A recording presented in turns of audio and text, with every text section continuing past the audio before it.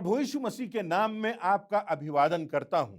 आपको क्रिसमस की ग्रीटिंग्स देता हूं, अपने परिवार की ओर से, अपनी सारी टीम की ओर से, और धन्यवाद देता हूं कि आज आप इस समय में प्रभु यीशु मसीह के जन्म दिवस की घटना को स्मरण करने के लिए हमारे साथ जुड़े हुए हैं।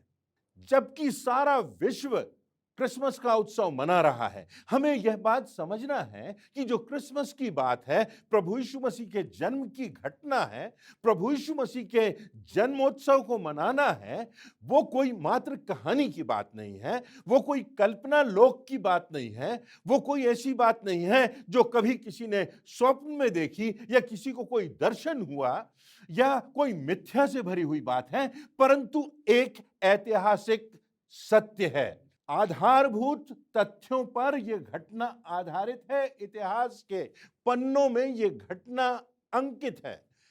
गैर मसीही इतिहासकार हुए, उन्होंने भी लगभग 100 से अधिक इतिहासकारों ने इस घटना का वर्णन किया है। और यदि हम उन इतिहासकारों की घटना को मिला करके देखें तो बाइबल में जो मत्ती, मरकुस, लूका और यूहन्ना में प्रभु यीशु मसीह के जन्म की और उसके मृत्यु की और उसके पुनरुत्थान की, उसके आश्चर्य कर्मों की, उसकी जिंदगी का जो वर्णन किया गया है, वो इन ऐतिहासिक तथ्यों से मिलता जुलता है। तो जब हम क्रिसमस की बात करते हैं तो हम इस बात की चर्चा करते हैं जो ऐतिहासिक तथ्यों पर, जो सत्य पर आधारित है, जिसका प्रमाण हमारे कैलेंडर में है। जब हम कैलेंडर को देखते हैं तो हम पाते हैं कि 2020 वर्ष गुजर गए जब प्रभु यीशु मसीह का जन्म हुआ। जब हम अखबार को देखते हैं, न्यूज़पेपर को देखते हैं, तो उसमें भी प्रभु यीशु मसीह के जन्म का प्रमाण है। हमें तिथि मिल जाती है, हमें वर्ष मिल जाता है। जब हम अपने मोबाइल फोन्स को देखते हैं तो उसमें भी प्रभु यीशु मसीह के जन्म का प्रमाण है। जब हम घड़ी को देखते हैं तो उसमें भी प्रभु यीशु मसीह के ऐतिहासिक होने का प्रमाण है। प्रभु यीशु मसीह का जन्म इस संसार में इसलिए हुआ कि वो मनुष्य को मनुष्य से जोड़ सके। वो सारी ऐसी दीवारों को जो मनुष्य को मनुष्य से अलग करती हैं, जो घृणा की दीवार है, जो अहंकार की दीवार है, जो दुश्मनी की दीवार है, जो घमंड की दीवार है, जो वैमनस्य की दीवार है, जो ऊंच नीच की दीवार है, उन दीवारों को तोड़ने के लिए, मनुष्य को मनुष्य से जोड़ने के लिए और उससे भी बढ़कर मनुष्य को परमेश्वर से जोड़ने के लिए प्रभु यीशु मसीह का जन्म इस संसार में हुआ है।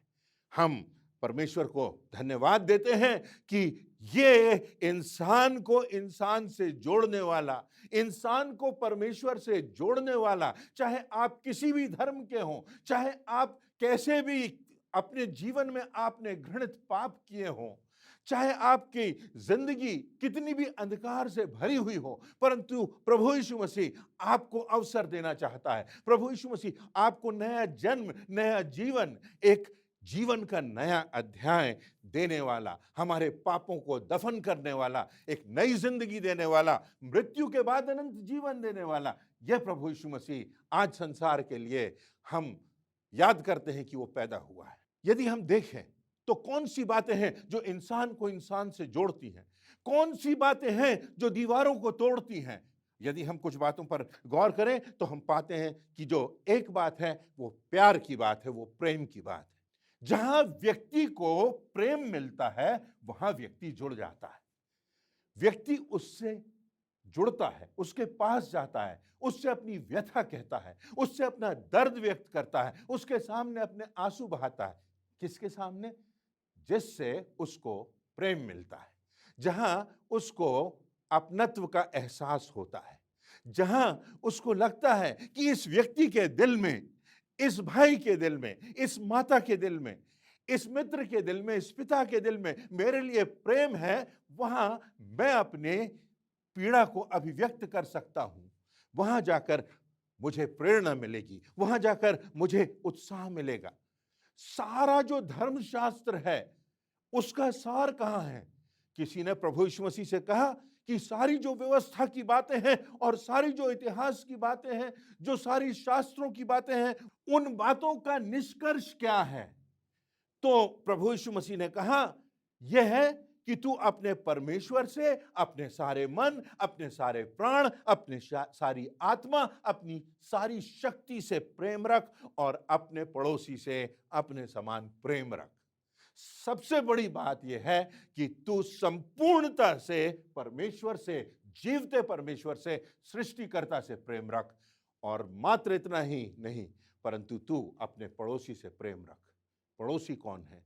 वो जो आवश्यकता में है, वो जो पीड़ा में है, वो जिसे भूख है, वो जिसे प्यास है, वो जो एक अभाव में जी रहा है, जिसको तेरी जरूरत है, वो तेरा पड़ोसी है। उससे प्रेम रख, परमेश्वर से प्रेम रख और इंसान से प्रेम रख, पड़ोसी से प्रेम रख। कि प्रेम की बात प्रकट करने के लिए, परमेश्वर के प्रेम का इजहार बनकर प्रभु यीशु मसीह इस जगत में आया। लिखा हुआ है, परमेश्वर ने जगत से ऐसा प्रेम किया कि उसने अपना एकमात्र पुत्र दे दिया, ताकि जो कोई उस पर विश्वास करे वो नाश ना हो परंतु अनंत जीवन पाए।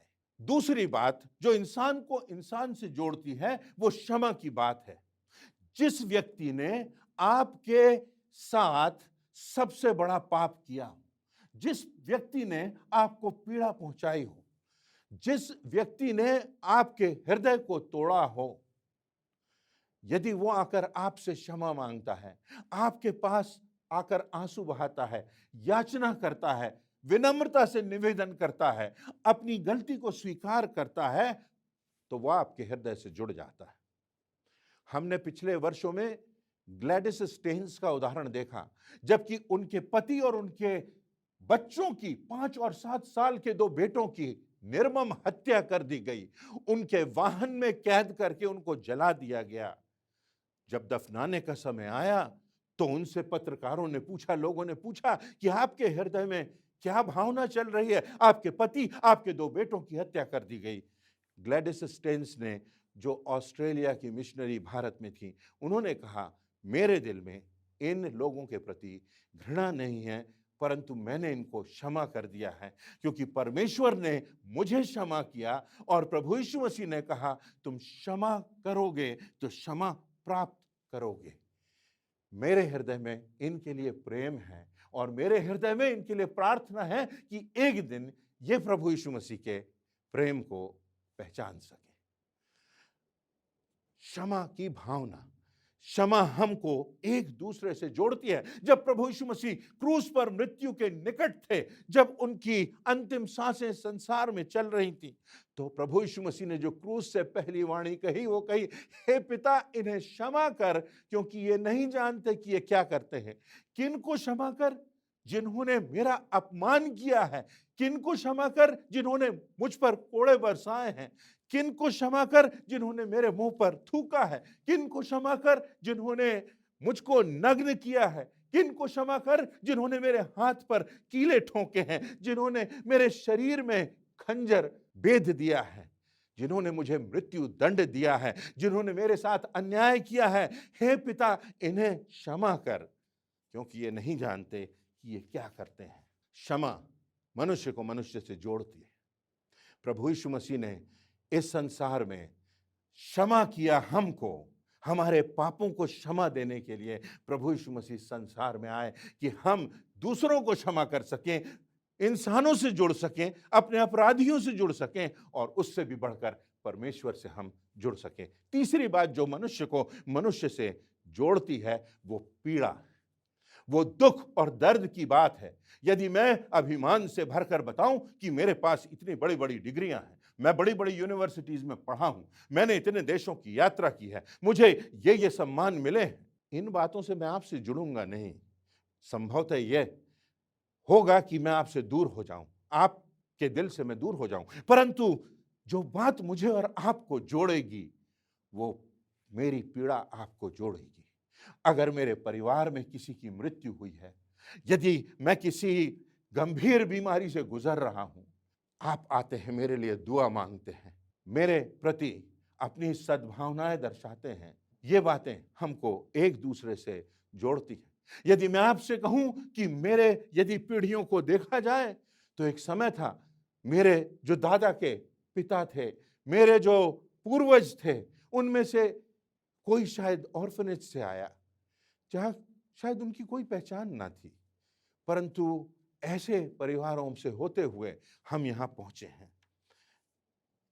मेरे जो पत्नी इंदु के माता पिता हैं, उन्होंने कोढ़ियों के बीच लगभग 4 दशकों तक सेवा की। Doctor Douglas Henry, Shrimati Usha Henry, जिन्होंने अपने जीवन का सर्वस्व निछावर कर दिया उनकी पीड़ा दूर करने के लिए, जिनका कोई स्थान नहीं था, जो लोग घरों से निकाल दिए गए थे, जिनका कोई सम्मान नहीं था, जिनको कोई स्पर्श नहीं करना चाहता था, जिनसे कोई बातचीत नहीं करना चाहता था, जिनके कोई निकट नहीं आना चाहता था, परंतु उन्होंने उनकी सेवा की, उनको एक दूसरे से जोड़ा, उनके परिवारों से जोड़ा, और सबसे बढ़कर उन्होंने उनको प्रेम का वो पाठ पढ़ाया कि उन्हें परमेश्वर से जोड़ दिया।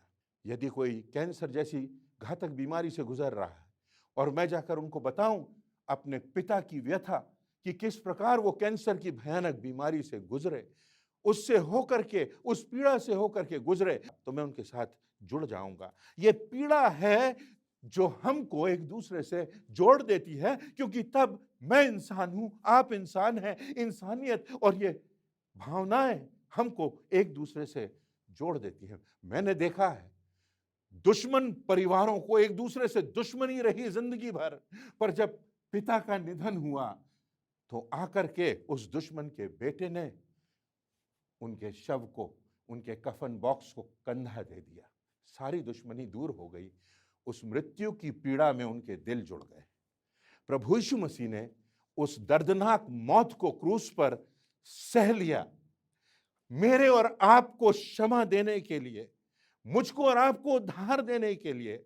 जो कीमत हमको चुकाना थी पापों की, वो प्रभु यीशु मसीह ने चुका दी, और उसने कहा जो कोई मुझ पर विश्वास करे कि मैंने पापों की कीमत चुका दी है, वो इस संसार में नया जीवन पाए, वो इस संसार में नया जन्म पाए। अब जो कुछ अतीत में था सब दफन हो गया, अब सब कुछ नया हो गया। देखो, मैं सब बातों को नया कर देता हूं।